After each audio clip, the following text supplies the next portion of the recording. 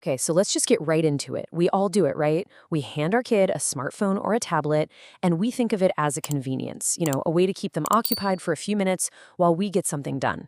But what if it's way, way more than that?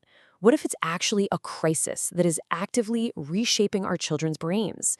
Today, we're going to unpack the science and the stories behind screen addiction, and most importantly, what we can do about it. First, let's just paint a picture. Think about a family evening back in the 1990s. Dad's reading the paper, mom's talking about her day, the kids are playing with toys or asking for help with school. They're all there, present, connected. Now fast forward to today. This slide probably looks pretty familiar, doesn't it? That same family is in the same room, but they're each in their own little digital bubble. The result? Total disconnection. And while that might seem harmless, this quiet scene is exactly where the problem begins. And I want to be really clear here. This is not an exaggeration. The impact of that shift from connection to disconnection is so profound that it is literally, on a chemical level, changing how our children's brains grow and develop. And that's the core issue we really need to get our heads around. You see, that quiet, disconnected family room, that's not just a one-off story. It's a snapshot of a huge, measurable epidemic that's happening right out in the open. So let's take a look at the actual numbers. That feeling parents have, it's showing up in the data. A massive survey of 70,000 parents in urban India tells a pretty startling story. Just look at this. A staggering 2/3 of parents, that's 66%, already believe their children are addicted. But it's that second number that's really alarming. 58%, more than half, are already seeing the fallout. We're talking increased aggression and impatience. This isn't some warning about the future. This is a diagnosis of what's happening right now. And for our most vulnerable kids, the picture is even more stark. The World Health Organization is crystal clear on this. For children under the age of 2, the recommended screen time is 0. None. Zilch. And yet, the reality in India is an average of 1.2 hours every single day. We're essentially starting them on a path of digital dependency before they can even form full sentences. So, you might be thinking, what's the big deal? Well, this isn't just about a few bad habits. This epidemic comes with a really high cost that impacts a child's physical health, their mental well-being, and their entire developmental journey. Let's make this real. This is Arav's story. It starts out innocently enough, right? At 1 year old, he gets a phone to keep him quiet. But look how fast things escalate.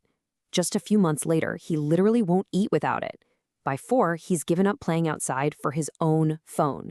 And by 9 years old, he's getting headaches and throwing tantrums so violent that they're being compared to a drug addict's withdrawal.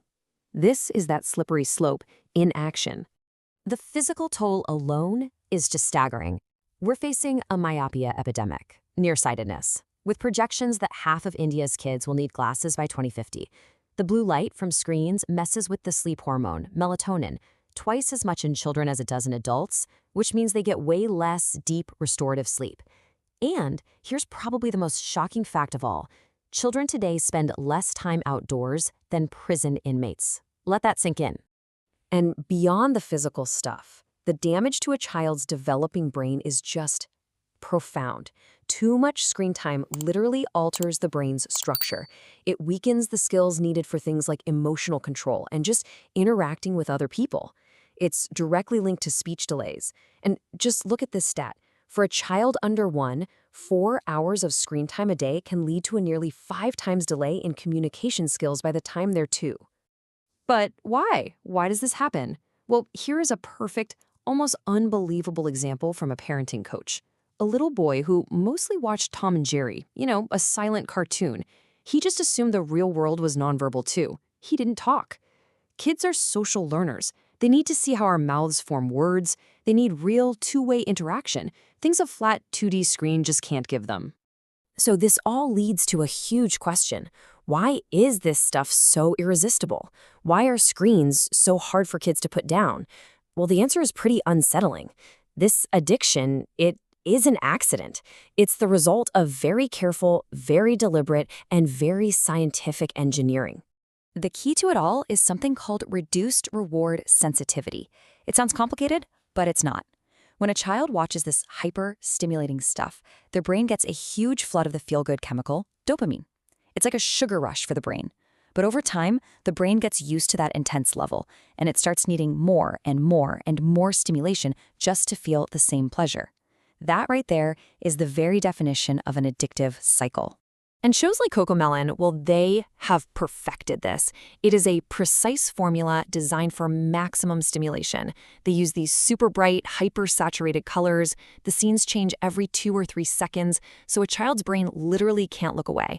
There's constant movement on screen and, of course, nonstop high-energy music. Every single element is engineered to hijack a child's attention and create this hypnotic state that they start to crave. And here is the absolutely devastating consequence of all that. This constant overstimulation actually rewires their brain. It shortens their attention span, and it conditions them to find the normal pace of reality, playing with blocks, reading a book, just having a conversation, to be boring. They literally lose interest in real life. Okay, so after all of that, what on earth can we do? Is it hopeless? Not at all. The good news is there is a way to fight back. This is your action plan, and the most important thing to know is that you, the parent, you are the essential solution to this problem. Now, the plan is actually surprisingly simple, but it demands one crucial thing: your commitment. Step 1 is the most powerful. Lead by example. Your kid learns what's important by watching you. So when you put your phone away, you're sending a message that is way louder than any lecture. Second, reclaim your home. Create screen-free zones, the dining table, the bedrooms. These become sacred spaces for conversation and rest, for everybody. And third, the best part, actively engage in real-world alternatives. This isn't just about distracting them, it's about reconnecting with them. And look, these alternatives, they're not chores. They are pure joy. Building a Lego tower, a game of Ludo, singing silly songs, reading a book together before bed, these are the things that actually build memories, not just pastime. What you're really doing is trading a passive, isolating activity for an active, bonding one. The solution isn't about taking something away. It's about giving your child something infinitely better: connection, creativity, and you. So let's end on this thought. This isn't about you versus your child. It's about you and your child, together, on the same team. The screen is the opponent. It's a game where you fight the screen, together. So the only real question is, are you ready to play?